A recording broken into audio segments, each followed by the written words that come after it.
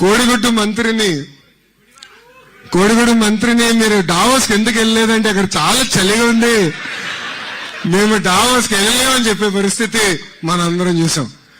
ఎంత చల్లగున్నా ఎంత వేడిగున్నా తెలుగోల కోసం అహర్నిశలు కష్టపడే ఏకైక వ్యక్తి గౌరవ ముఖ్యమంత్రి శ్రీ నారా చంద్రబాబు నాయుడు.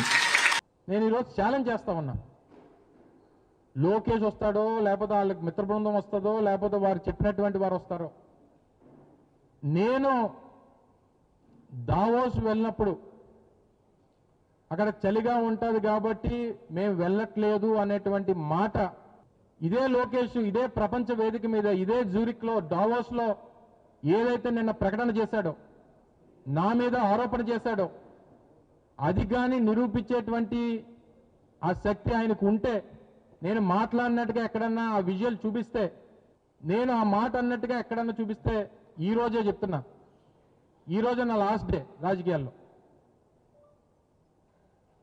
నిరూపించకపోతే నువ్వు క్షమాపణ చెప్తావా? నీకు ఆ ధైర్యం ఉందా?